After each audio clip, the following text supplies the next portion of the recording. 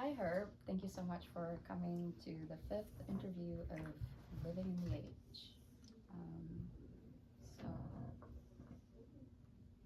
you can go ahead and tell us who you are. Herb isla Cuencados and a good isla Maya Chatlet Sela. And I must state that it is interesting to be on the other side of the interview plants. I'm usually in that seat. But I've been interviewed many times before, so here we are. And thank you for being the guest interviewer. Introduce yourself. Oh, no, I'm doing your job. Okay, so what got you started with your activism, or you can start with what your introduction meant when you were speaking in your mother's tongue. I've recently just learned those words. A'if means I am. Ashla means I also am. And then I gave you my Niska, my Tlingit name, or my Kokala name.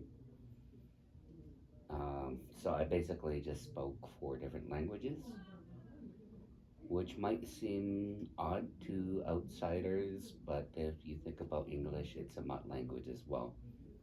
Mix of Latin, French, and it's just a mix. It's just a mess of a language, which has English as the second language speakers can tell you. Um, you still haven't introduced yourself. Right. I'm Atika. I'm the interviewer for the upcoming volume of Living on the Edge. And I'm a part of the steering committee with Herb and Sven on the camera. Um, I look up to you, Herb.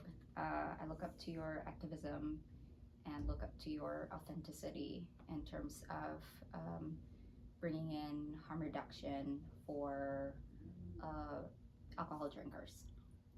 So when we're talking about, I'll drink to that. there you go, cheers.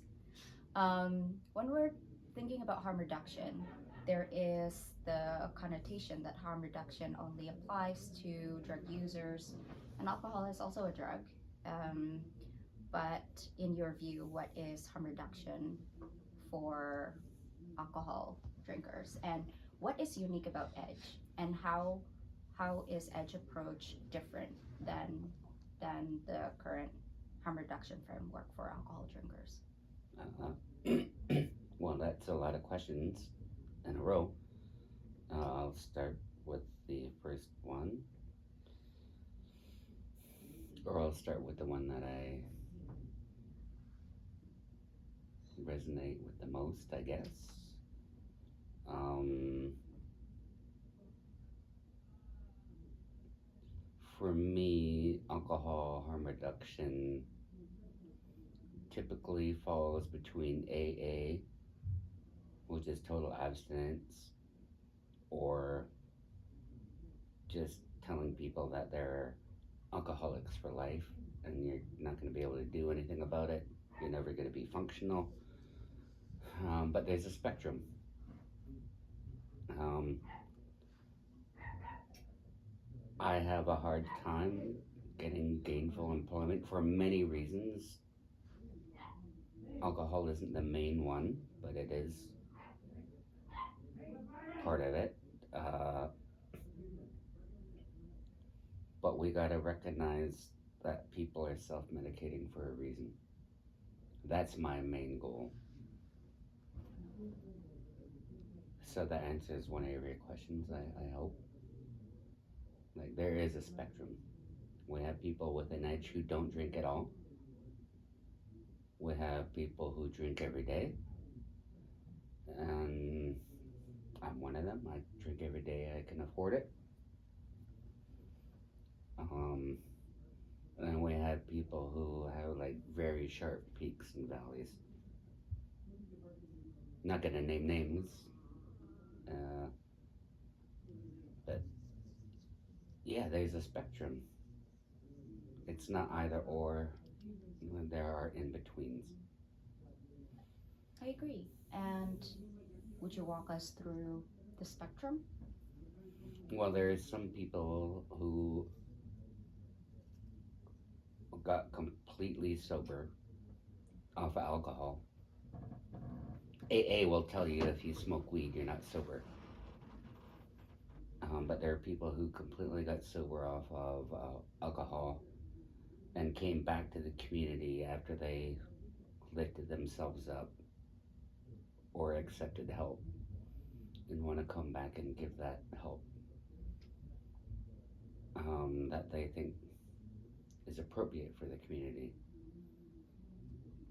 There is some people that drink every day because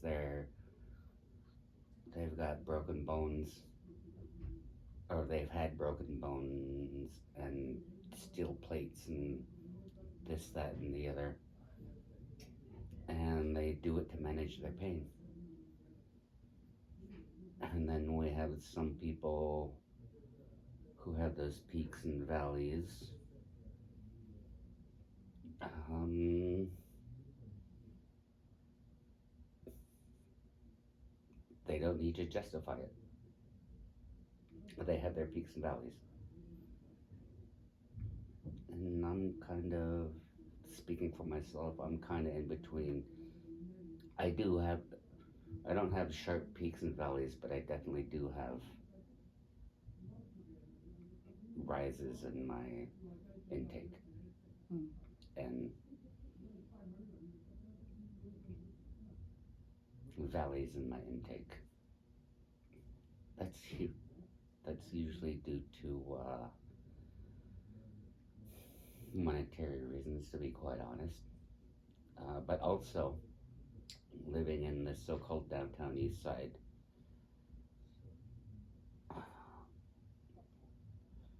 uh, being a peer worker at Van Doom, we just go through so much loss.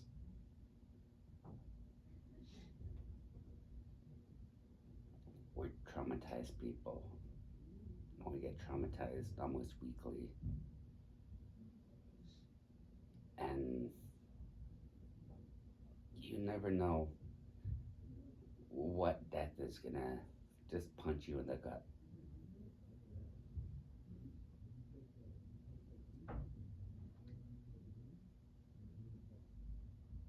I mean, you can only take so many body blows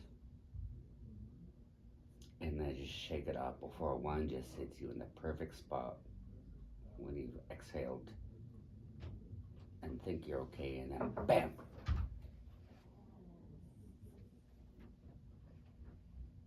Bam! You're just like, whoa.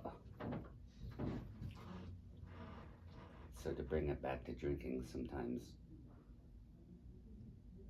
a death just hits you particularly hard and you just go back to your self-medication. And what I'd like to remind the viewers, the listeners, if they're only listening via audio,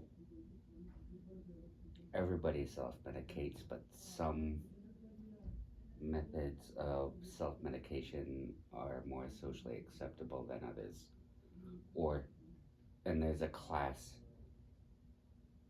aspect to it. Let's not pretend that there aren't wine moms in Kitsilano and Shaughnessy that drink every fucking day. They don't get scrutinized as much as I would, but it's because of being indigenous, low income, often drinking in the open, that I get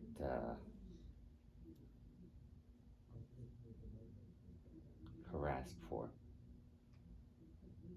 You know, see police knocking on the doors of soccer moms who drink two bottles of wine every day. And those those neighborhoods that I mentioned.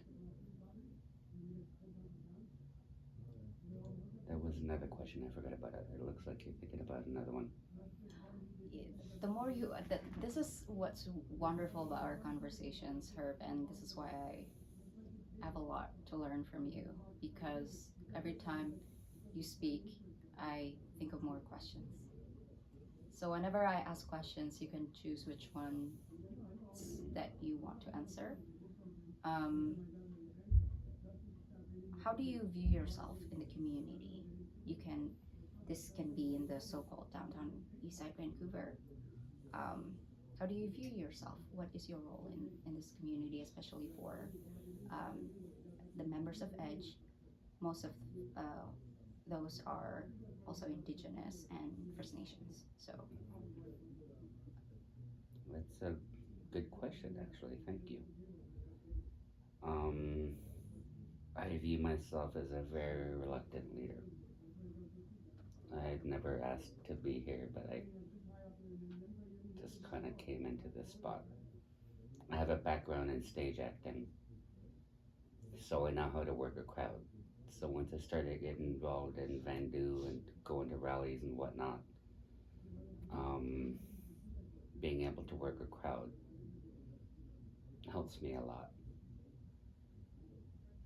And I used to be a basketball coach when I was in my teens. That helped me with leadership. I even directed a play when I was like 17 or 18, which helped me with leadership. And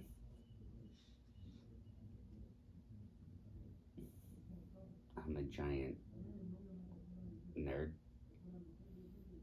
I've read a very disparate amount of things: philosophy, sociology, political theory, comic books.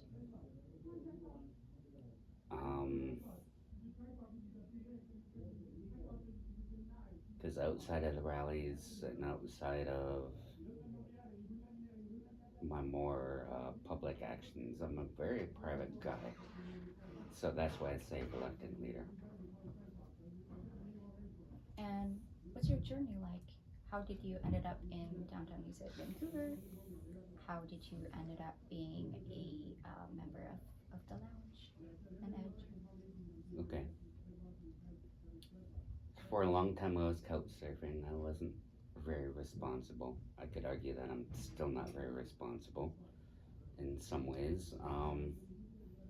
But I eventually didn't burn bridges, but wore out my welcome with my family, who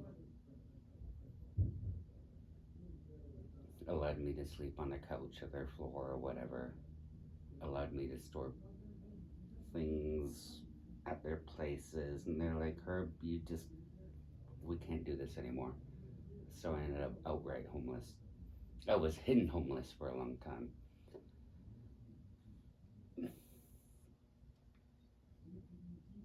I ended up in a few SROs, worked a warehousing job for a little bit, realized I wasn't fulfilling and I was just gonna get sick of a state. So I bit the bullet. I'm like, I'm just gonna quit and try to get back on income assistance. Couldn't do it in time, so I lost my place. I ended up homeless again. I ended up in the York Hotel, which was a pretty rough place. And I was found door knocking by an activist who I don't work with anymore for reasons that I won't get into. I originally started just as housing focused, but then as my politics grew, as they should. This was what, 12, 13 years ago. If my politics haven't grown in 13 years, I've wasted those 13 years, is how I see it. And counterintuitively, just to what I said, is like, I've recently been paring down a lot of my political messaging, um, just to cut off just to cut the fat. I don't necessarily. I mean, this interview notwithstanding, I can be pretty succinct when I need to be. And so, to? How did you end up to the Drinkers Lounge? Through my uncle. And there's a little bit of process that you need to go through. You need to attend 3 general meetings, which happen on Tuesdays at 11. And then you got to do an intake form. And then you get accepted or not. And for those that are listening or watching, the Drinkers Lounge is a subsidized managed alcohol program, or CMAP, Community Managed Alcohol Program. And you're allowed to buy up to 2 liters of beer a day. The beer's kind of gross there. I never buy that. Or you could buy up to 2 liters of wine. Your first one you can drink like in-house, so to speak. And the second one is your take home, so you don't go through withdrawals in the middle of the night. So as a man of the community, I was brought in there by community. And how long ago was this?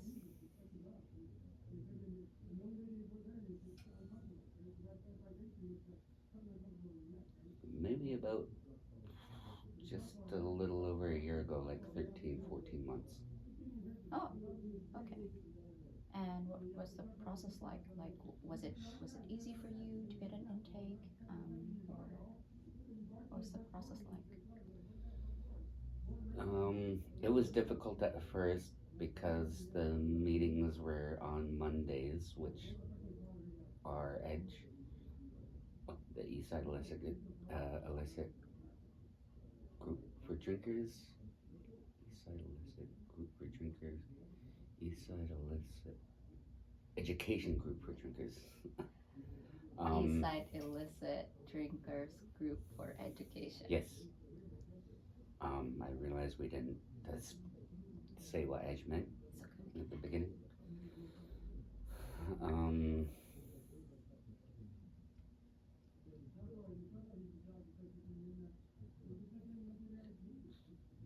Sorry, what was the question?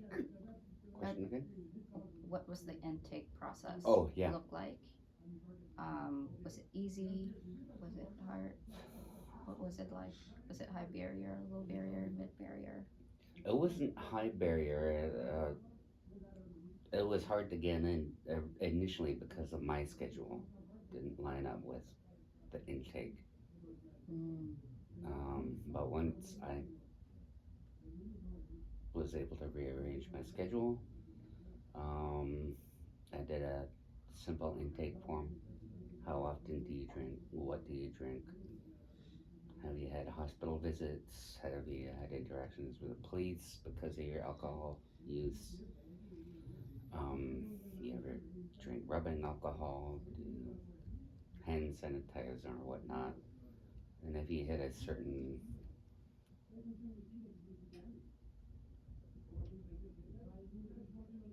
point, these answers are given like a point system, which I don't understand because I'm not the one administering the points. If you can hit a certain point, you get accepted into the program or you don't.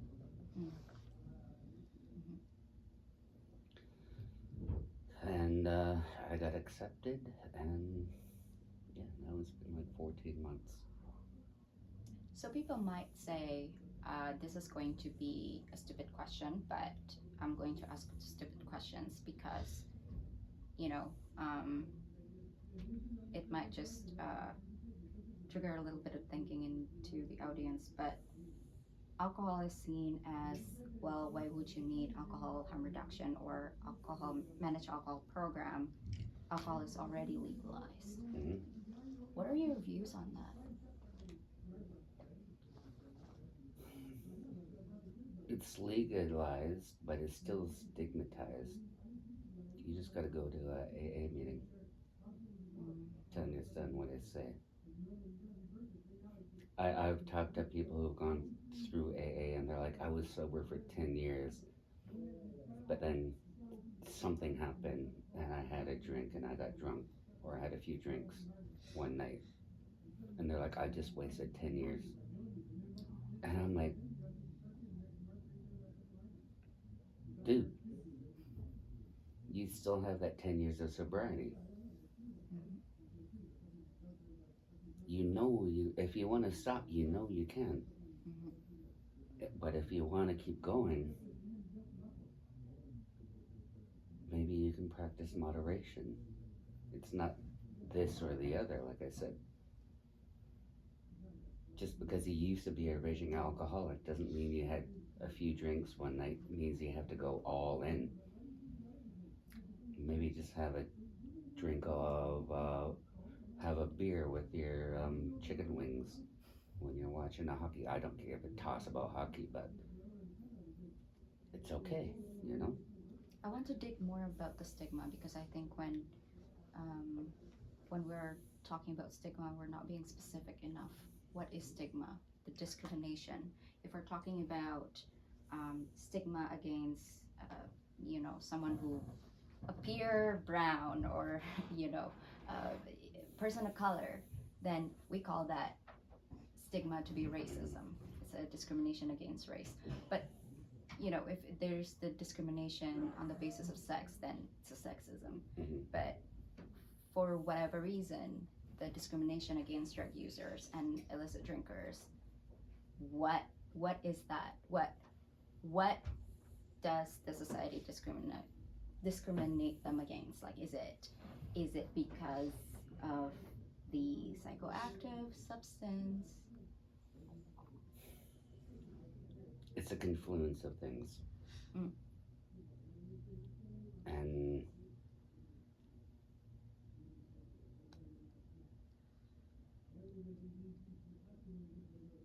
really, it's like there's class, there is a gender issue.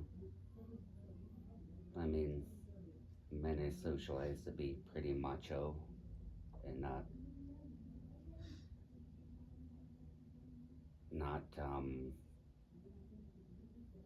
take shit from anybody. So you leave at the bar, you leave the bar 1 o'clock in the morning.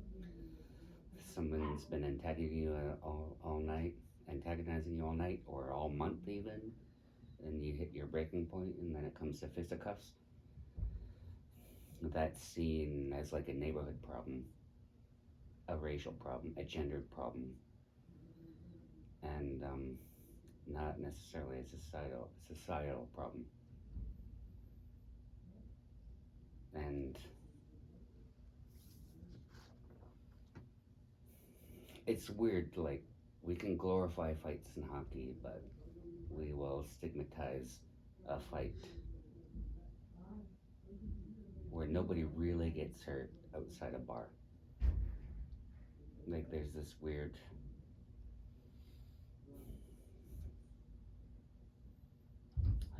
I'm losing the word at the moment. Incongruence between that. Mm. If you were to compare your, Herb about a few years ago or decades ago versus you being a participant in the managed alcohol program, are there any differences? What are those in your life? Part of it just comes with maturing with age.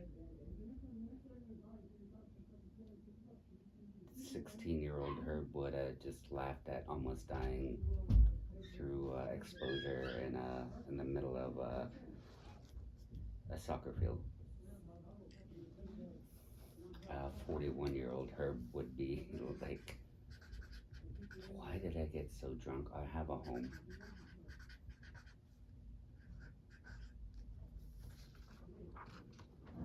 And, well, I had to check myself in the hospital over this summer because I lost a dear friend of 26 years or so. and I drank like I was in my 20s. 20-year-old Herb wouldn't have called. Well, I wouldn't have a cell phone because cell phones were fancy at the time. Only fancy people had them. I wouldn't have done that. Has your life improved because of managed alcohol program? Yeah. How? In what ways? I mean, I could afford more things like food, like basics, food, clothing, and whatnot. But it's a tricky line.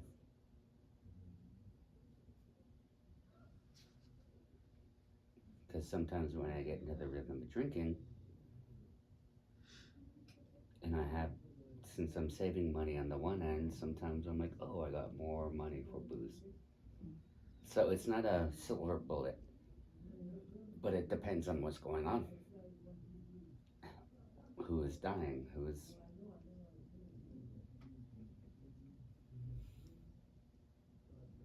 What we're talking about is biopolitics. Well, what I'm talking about is biopolitics right now.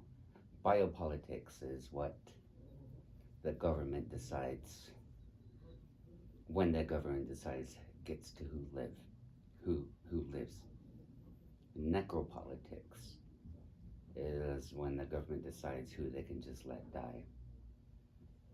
If we look at the drug war, EDGE as a subsidiary of, or as a sibling organization of VANDU, we look at the drug war and the overdose deaths. We see necropolitics in play. How many overdose deaths have I had to deal with? During the COVID lockdowns, somebody I knew, they weren't always friends or close. Some of them I didn't even get along with. But it was a time where every 11 days I knew somebody that died due to an overdose. That's necropolitics in action. What does EDGE means to you? EDGE means to me we get to educate people. And it means to me, like I said earlier, we can tell people that there's a spectrum. Like if somebody went to AA,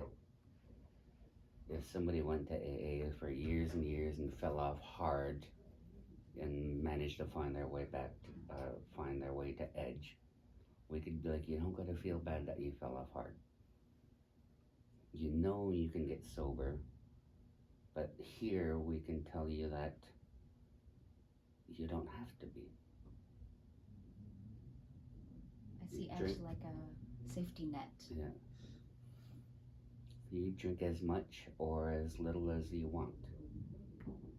And it's a place, yeah, there's difficulties because alcohol can bring out aggressive tendencies in people or depressed,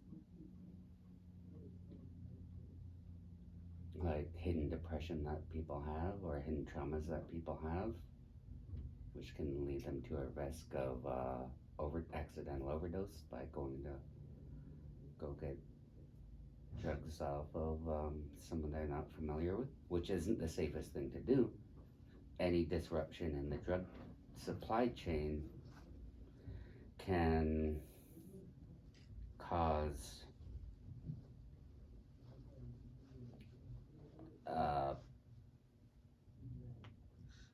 the higher ups in the drug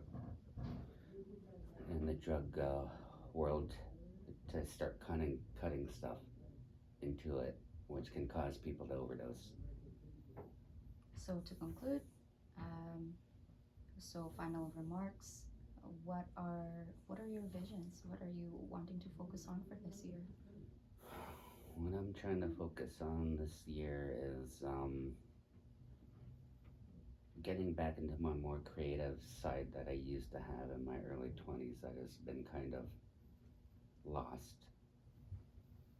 It comes out sometimes in meetings when you hear me crack a joke, but there used to be a much more playful side of Herb Varley that has been lost from being a political activist and radical organizer over the years.